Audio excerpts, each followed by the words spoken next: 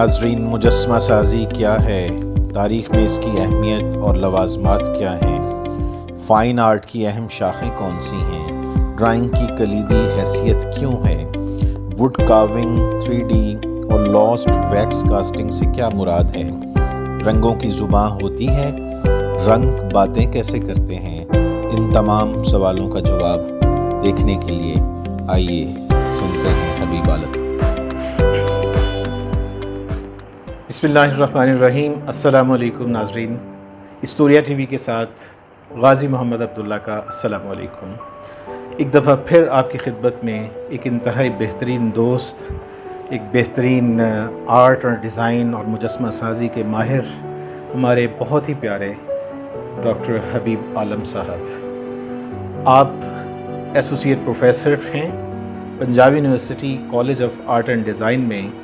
अरसा दराज से, कमो बेश मेरे इल्म के मुताबिक कोई 20 साल से ज़ायद का अरसा हो चुका है और तालिबान इल्म की तशफ़ी फरमा रहे हैं और एक इंतहाई मेहनती उस्ताद, एक डेडिकेटेड ओरिजिनल आर्टिस्ट, जिनका मेरी राय में, मेरा ज़ाती मुशाहिदा है, मैंने इन्हें काम करते हुए देखा है कि बहुत इस दौर में कम लोग मैंने देखे हैं जो कि अपने प्रोफेशन के साथ न सिर्फ मुखलिस हों, मेहनती हों और उसके साथ साथ एस्थेटिक्स जो है, यानी जिसे हम कहते हैं ना जमालियात, उसमें इंतहाई बेहतरीन मैंने इन्हें पाया है। तो हबीब साहब, आपको हिस्टोरिया के प्लेटफॉर्म से हम खुशामदीद कहते हैं। शुक्रिया सर। सच्ची बात है, मुझे बहुत ही अच्छा लग रहा है कि आपके साथ मैं परसीव कर रहा हूँ, मुझे लग रहा है कि आज की गुफ्तगू इंशाअल्लाह अज़ीज़ बहुत ही खूबसूरत होने वाली है।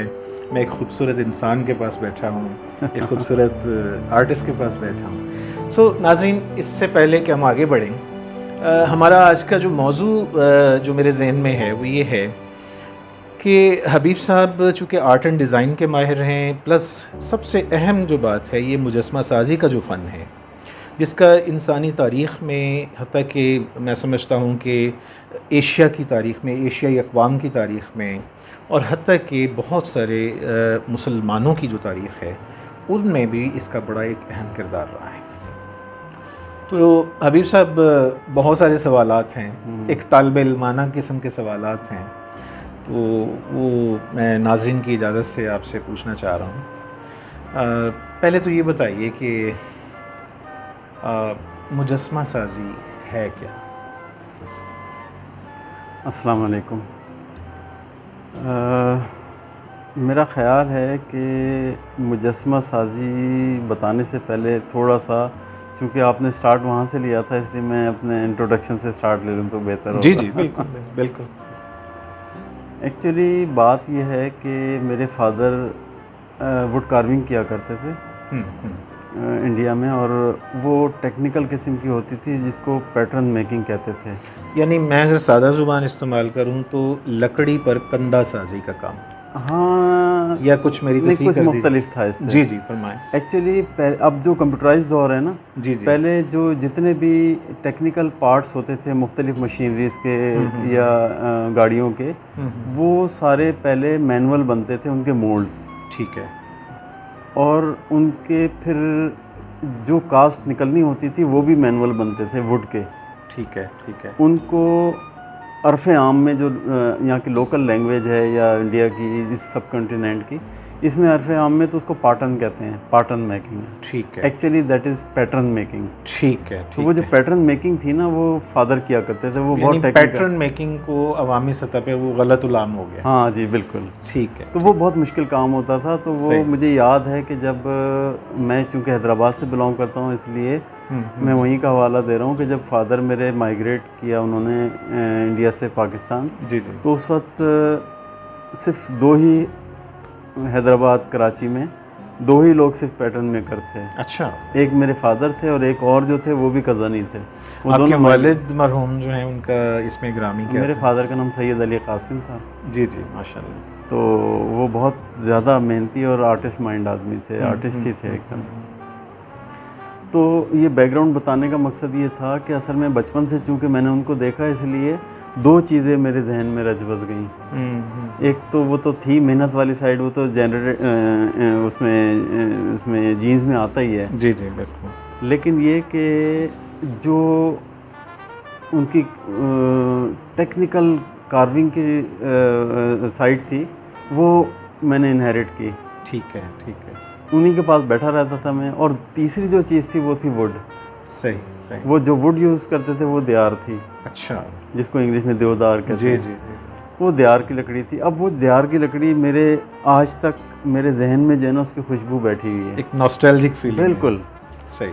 अब मुझे कहीं पे भी 3-4 किस्म की लकड़ी अगर मिल जाती है ना तो मुझे जो हाथों में मेरे कुछ होने लगता है ना, खारिश होने लगती है। तो ख़ास तौर पे देयार को देख के मुझे बहुत कुछ होता है। मैं उसको मेरे हाथों में खेलती है बस। ये मैं कोई अल्लाह माफ़ करे तकबराना अंदाज में नहीं कह रहा, ये मेरी प्रैक्टिस है। ये मेरी प्रैक्टिस है। हम जानते हैं कि मैं लकड़ी अगर ख़ास तौर पे देयार की मेरे हाथ में आ जाए तो मैं बहुत मिनटों में उस पर काम कर लेता हूँ, घंटों में, मिनटों में। मतलब मैं फ़ौरन उसमें जो जो जो एज्यूम करता हूँ ना, कंसीव करता हूँ, बना लेता हूँ जल्दी। माशाल्लाह माशाल्लाह। अच्छा, तो ये तो था थोड़ा सा मेरा बैकग्राउंड। अब चूँकि मैं वहाँ का था तो वहाँ से मैंने ग्रेजुएशन करके यूनिवर्सिटी ऑफ सेंट जामशोरो से, ठीक है, और फिर मैंने यहाँ पे मास्टर्स किया। और मास्टर्स करने के दौरान में फिर मुझे बड़ा ऑनर है मेरे लिए कि मैंने चेयरमैन के साथ अपने एग्जीबिशन की। उसमें मेरे जितने भी स्कल्पचर्स के पीसीस थे सारे फ़ौरन बिक गए। ठीक है। और बड़ी अच्छे तरीके से मुझे पजीराई मिली उसमें। और मेरे लिए ज़ाहिर है बड़ी बात थी कि बड़े बड़े आर्टिस्ट जो हैं वो मेरे उस शो में मैं उनके साथ था। तो वो था 96 गालिबन। ठीक है। और 97 में मेरे लिए एक एजाज़ की बात है कि मैंने एक नेशनल एग्जीबिशन अवार्ड विन किया। अच्छा, स्कल्पचर में। माशाल्लाह। तो 98 से मैं फिर यूनिवर्सिटी में पढ़ा रहा हूँ। तो मैं यहाँ पे नाम लेना ज़रूर पसंद करूँगा बड़े शौक़ के साथ। जी जी। कि जब मैं 98 में विज़िटिंग पे मैंने पढ़ाना शुरू किया तो मेरे बहुत ही मोहतरम उस्ताद कराम, डॉक्टर कहता हूँ मैं उनको, लोग उनको थोड़ा सा क्रिटिसाइज़ करते हैं। तो ज़ुल्करनैन हैदर साहब। अच्छा, ठीक है। वो एक वर्ल्ड फेम नाम है, बहुत मोहतरम है मेरे लिए, लैंडस्केप पेंटर हैं। तो उन्होंने मुझे एक सजेशन दी कि देखो आप आज से ज्वाइनिंग दे रहे हो और आपके पास अब 35 साल हैं। इन 35 सालों में आप जनरेशन बदल सकते हैं। बहुत खूब। वो मैं आज तक उस जुमले को नहीं भूला। लिहाजा मैं जो स्टूडेंट्स के साथ डिस्कशन करता हूँ उसमें मेरा जो सबसे इम्पोर्टेंट पहलू होता है वो अखलाकी तरबियत होता है। माशाल्लाह। कि पहले अखलाकी तरबियत, और साथ में मैंने जो अपनी लाइफ से और अपने गिरदोनवा में लोगों से सीखा वो ये था कि मोटिवेशन जो है ना वो उसका फुकदान है। बिल्कुल। तो अब मैं करता क्या हूँ कि स्टूडेंट्स के साथ मोटिवेशनल लेक्चर देता हूँ उनको। अच्छा, सही। ताकि जब उनके अंदर अर्ज पैदा होगी कुछ करने की, शौक़ पैदा होगा, तो वो अपने आप क्रिएट करेंगे कुछ। और उस्ताद से मैं कतई कलामी की माफ़ी चाहता हूँ, उस्ताद से बेहतर मोटिवेशनल स्पीकर कौन हो सकता है? जी, मेरा अपने भी उस्तादों के बारे में यही राय है। तो मुझे बड़ा इस बात का फ़ख्र है, मैं बड़े गुरूर के साथ ये बात कहता हूँ कि स्टूडेंट्स जो हैं वो मेरा फ़ख्र हैं माशाल्लाह। और मुझे बड़े खुशी के साथ ये कहना पड़ रहा है कि वो बहुत शौक़ से मेरी बातें सुनते हैं। ठीक है। और उस पर अमल भी करते हैं। तो अब मैं आ जाता हूँ आर्ट की फील्ड, आर्ट की साइड पे। मेरा सवाल था मुजस्मा साजी, उस पर आपने थोड़ा सा बताना है।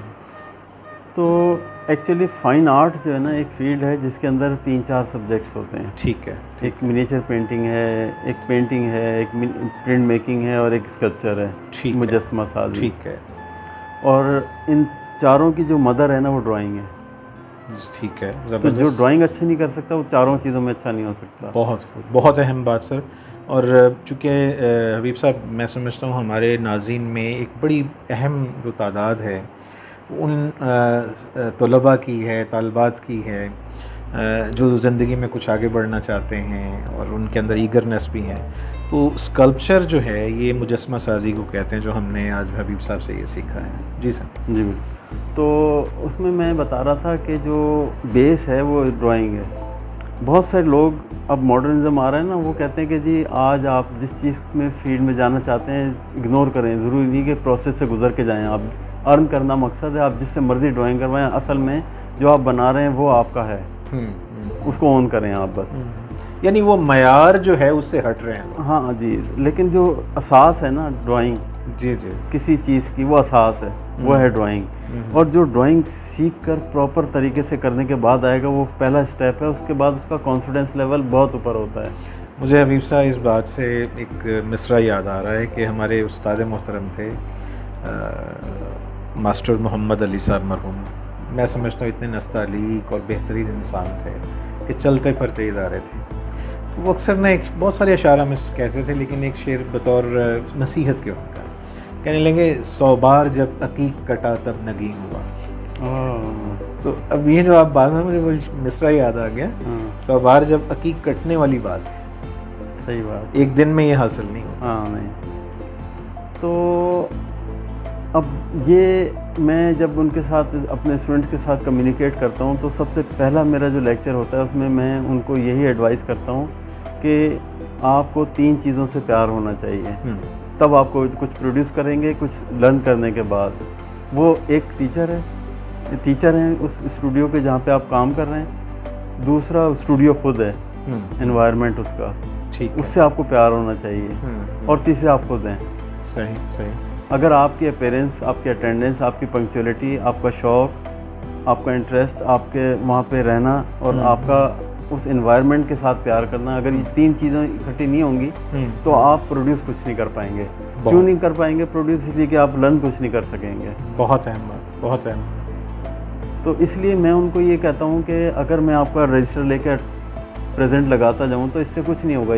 कैलकुलेशन नहीं चाहिए मुझे, आपकी अपीयरेंस चाहिए, ठीक है, फिजिकली भी और मेंटली भी। सही। तो इस पे मैं उनको 2-4 लेक्चर में लेकर आता हूँ, जो कि बज़ाहिर तो नुकसान सा लग रहा होता है, लेकिन जब वो मेंटली तैयार हो जाते हैं तो फिर उनको ऐसा लगता है कि हम दरो दीवार को नहीं सिखा रहे हैं, हम ह्यूमन बीइंग को सिखा रहे हैं कुछ। यानी आप जैसे हम मकान बनाते हैं तो बुनियादें पहले डालते हैं। जी बिल्कुल।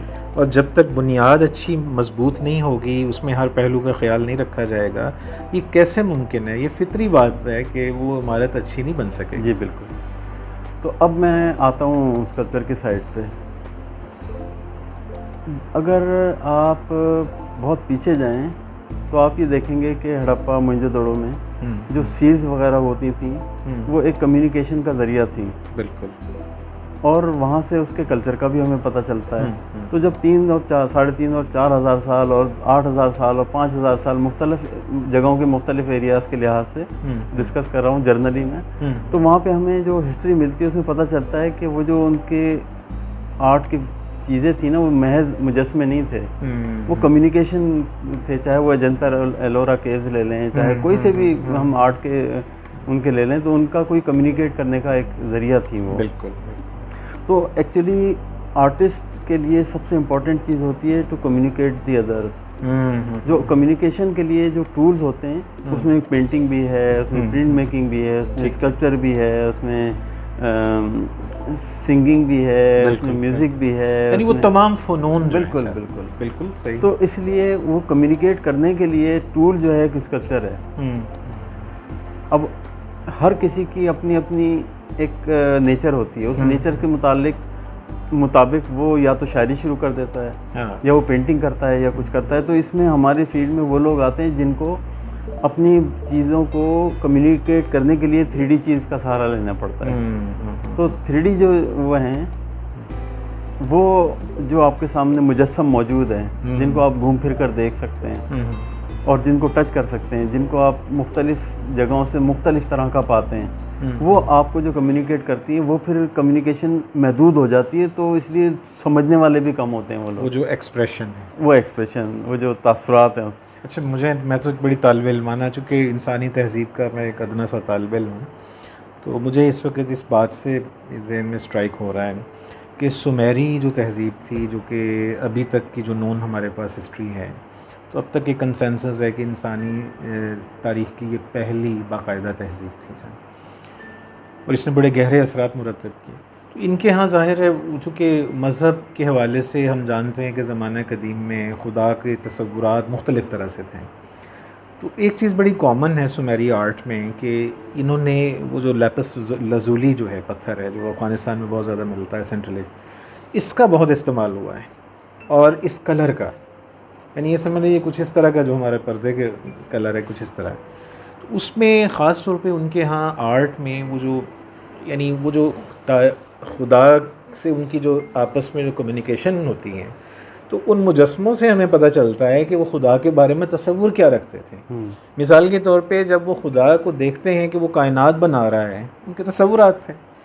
तो हम इख्तलाफ कर सकते हैं लेकिन बहरहाल उस वक़्त के इंसान के तसव्वुरात, उनका पॉइंट ऑफ व्यू तो पहले समझें। जी। तो वो जब वो देख रहे हैं तो उन्होंने डिपिक्शन की है उनकी आँखों से कि उनकी आँखों के इर्द ये बिल्कुल गोलाई है जैसे उबल पड़ेंगी अभी आँखें, और उनके इर्द गिर्द वो नीला रंग जो इस्तेमाल किया गया आँखों के इर्द गिर्द। आप सुमेरियन आर्ट को देखें तो उन मुजस्मों में कॉमन चीज़ नज़र आती है। आपकी ये जो बात है ये इससे मुझे वो ज़हन में आया कि वो जो एक्सप्रेशन है वो जो कन्वे होता है मुजस्मे के ज़रिए से, ये बड़ा इम्पॉर्टेंट है। हाँ देखें, एक साथ ही साथ चीज़ों को मिलाते हैं हम।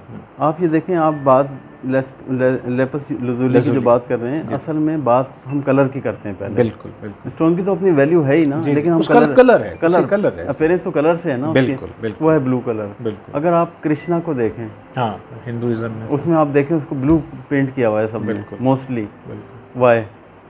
अच्छा, एक्चुअली ब्लू की कई टोन्स होती हैं जी जी, और उन हर टोन की एक लैंग्वेज है। लेकिन ब्लू कलर जो है कूल कलर कहलाता है। तो कूल कलर का मतलब ये है कि वो इफ़ेक्ट भी फिर कूल ही डालेगा देखने वाले पे। बिल्कुल बिल्कुल सही। अगर हम वार्म कलर्स की तरफ जाएं, रेड, ऑरेंज या येलो, तो इस तरह के जो कलर्स होते हैं वो वार्म इफ़ेक्ट डालते हैं इंसान के ऊपर, और ये है भी हकीकत। ये है हकीकत। तो खैर ये तो बहुत डेप्थ में चले जाएंगे, आगे चलेंगे। मैं नाज़रीन माज़रत चाहता हूँ, असल में ना हबीब साहब ऐसी शख्सियत है कि ये फिर वक्त गुजरने का एहसास नहीं रहता कि जब हम गुफ्तगू करते हैं। जी जी। तो जब मेरा जो बिलीव है वो ये है कि जब आपके हाथों से कोई चीज़ गुज़र के लम्स टच होकर कोई गुज़र के जाती है ना, तो उसके अंदर आपकी फीलिंग्स कन्वर्ट हो जाती हैं। अगर हम कोई ऑब्जेक्ट लेते हैं तो उस ऑब्जेक्ट को हम हाथ से रख दें तो ये बज़ाहिर इसके अंदर कोई ऐसी इम्पोर्टेंट चेंज नहीं आई। ठीक है। लेकिन अकीदतमंद समझ सकता है कि यार इसको जो है ना मेरे उस्ताद ने हाथ लगाया था। तो वो तो समझ सकता है, हर किसी के लिए नहीं होगी। बहुत अच्छी मिसाल। इसीलिए आर्ट जो है ना वो खवास के लिए है, अवाम के लिए नहीं है। जैसे उर्दू शायरी जो है उर्दू ज़बान ही का निचोड़ है, लेकिन वो अवाम नहीं समझ पाती, खवास समझ सकते हैं, वो जमाइयाँ लेंगे। तो इसी तरीके से ये जो फाइन आर्ट एक तो बहुत मुश्किल वो है फील्ड, और उसमें फिर स्कल्पचर और भी ज़्यादा फोकस्ड है। सही। तो इसलिए इसको समझने के लिए, उसको एक्सेप्ट करने के लिए बहुत कम लोग हैं। अच्छा, मैं सर इस आप ही की बात से ना एक और मेरे ज़हन में है कि मेरा ख्याल है कि आप अवाम और ख़ास की जो बात कर रहे हैं ना, इसमें ज़रा और आगे बढ़ें तो मेरी राय है, एक अदना सी राय है कि ये बहुत हसास लोगों का काम है। इसको करना, इसको समझना, इसको देखना, उसको पिक करना। जी सही है। मैं बड़ी अच्छी एक जगह मैंने टर्म पढ़ी थी, किसी ने पूछा था व्हाट इज़ आर्ट, तो फरमाया कि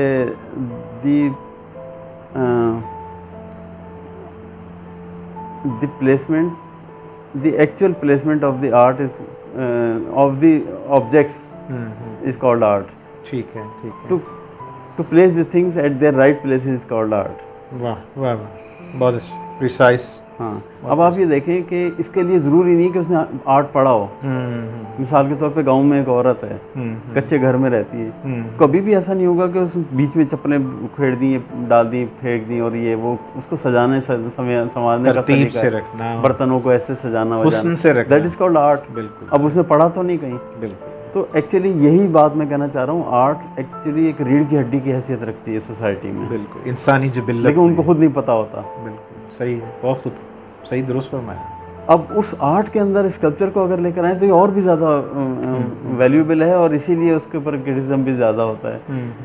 तो जब हम अपने स्टूडेंट्स को ये वाली सेंसिटिविटी बताते हैं ना आर्ट के अंदर, तो वो उसको जब समझ जाते हैं तो फिर वो काम करते हैं। तो जितने ज़्यादा आपके हाथों के बीच में टूल्स आते चले जाएंगे, सही सही, उतनी ज़्यादा वो कम्युनिकेशन थ्रू योर वर्क कम होती चली जाएगी। ठीक है, ठीक हो गया। आप इसी तरह मैं बड़ी इम्पोर्टेंट एक बात करने लगा हूँ, ये ख़ास तौर पे जो आर्ट के स्टूडेंट हैं उनके लिए बड़ी वैल्यूएबल बात है। सही कि आप आर्ट को जब आप देखें आर्टिस्ट हजरात को, तो जो लोग भी डायरेक्ट हाथ से काम करते हैं बग़ैर ब्रश के, आप चाहे वो बॉडी आर्ट है, चाहे वो जो मर्ज़ी आप ले लें फील्ड, ख़ास तौर पे मैं पेंटिंग की बात कर रहा हूँ, कि जो लोग अपने हाथों से डायरेक्ट आर्ट को सरफेसिस पे अपने कलर लगाते हैं या किसी भी और जरिए से, वो सबसे ज़्यादा अपील करता है काम, ओरिजिनल ज़्यादा, सबसे अट्रैक्टिव ज़्यादा। बिल्कुल वाई, उसकी वजह ये है कि उन लम्स उससे टच होके गुजरे होते हैं, वो फीलिंग्स होती हैं। तो ये जो हमारे स्कल्पचर की फील्ड में ख़ास तौर पे एक टर्म यूज़ होती है जिसको कहते हैं फर्स्ट इमेज। First image. तो जो हम अपने हाथों से पहला काम करते हैं ना, मिसाल के तौर पे मैं एक मुजस्समा बना रहा हूँ क्ले से, वो मिट्टी से जो मैं मुजस्समा बना रहा हूँ, वो जो मैंने पहला बनाया है ना, उसका नेमुल बदल कोई नहीं हो सकता। बिल्कुल। अब जब मैं उसके मोल्ड बनाऊंगा, जिसको अर्फ़ आम में डाई कहते हैं, ठीक है, अगर मैं उसके मोल्ड बनाऊंगा तो मोल्ड के अंदर उसका इमेज ट्रांसफ़र हो गया, अब वो मैंने ज़ाया कर दिया क्ले वाला। ठीक है। अब मैंने वो मोल्ड हैं, डाइयाँ जो है मेरे पास, उसके अंदर दोबारा से कोई भी मटेरियल, मेटल है फिलिंग या हाँ, या वो प्लास्टर ऑफ पेरिस है, या वो कोई भी फाइबर ग्लास ले लें, कुछ भी ले लें, तो जब हम उसके अंदर कन्वर्ट करके उसको दोबारा निकालते हो तो थर्ड इमेज हो गया ना। सही। तो बहुत सारे लोग हमारे आर्ट की फील्ड में उसको सेकंड इमेज कहते हैं, हालांकि सेकंड इमेज तो मोल्ड था, थर्ड इमेज ये आ गया। तो अब आप मुझे बताइए कि ये समझने वाली बात है कि जो पहला इमेज आपने बनाया था उसमें और इसमें तो फ़र्क होगा ना। बिल्कुल सही। तो इसका जो नियरेस्ट जिसका में रिज़ल्ट आता है ना हमारे हाथों से काम किए हुए का, वो लॉस्ट वैक्स कास्टिंग एक टेक्निक होती है, जिसके ज़रिए से lost wax casting, LOST, lost wax casting. ठीक है। तो ये जो एक टेक्निक है, ये बड़ी ट्रेडिशनल है, बहुत रेयर है। तो इसके ज़रिए से जब हम उसको ब्रॉन्ज के अंदर कन्वर्ट करते हैं ना अपने काम को, तो बल्कि मैं समझता हूँ ऑलमोस्ट 100% वो कन्वर्ट हो जाता है वो वाला इमेज। अच्छा, इसके अलावा और किसी में वो पॉसिबिलिटीज़ नहीं है। ठीक है। काफ़ी नज़दीक है प्लास्टर ऑफ पेरिस, लेकिन वो ड्यूरेबिलिटी जो है उसकी वो उतनी नहीं है जितनी उसमें ब्रॉन्ज में। जी। बहुत सर अहम गुफ्तगू हो रही है नाज़रीन। हमारी ये गुफ्तगू अभी चलेगी, ये आज हमने इसका पहला हिस्सा अभी देखा है। अभी तो कहते हैं ना कि आगाज़ सफ़र है, तो इंशाल्लाह अभी हम अगला जो जिसका पार्ट 2 है उसको आप देखिएगा ज़रूर, और अपनी राय भी दीजिएगा कि आज के प्रोग्राम में आपने और हमने मिलकर क्या सीखा है। इसके साथ आपसे इजाज़त का तलबगार हूँ, हमारे साथ जुड़े रहिएगा। आपने अगर चैनल सब्सक्राइब नहीं किया है तो अगर महसूस करते हैं कि हम इस काबिल हैं तो आप इसको सब्सक्राइब कर लीजिए, अपने दोस्त अहबाब, फैमिली मेम्बर्स और सोशल सर्कल्स में इसको शेयर करें। और आपकी तजावीज़, आरा और फ़ीडबैक हमारे लिए हमेशा बहुत एहतराम के साथ हम उसको देखते हैं और उस पर अमल करने की कोशिश भी करते हैं। तब तक के लिए अल्लाह निगहबान। अस्सलाम वालेकुम।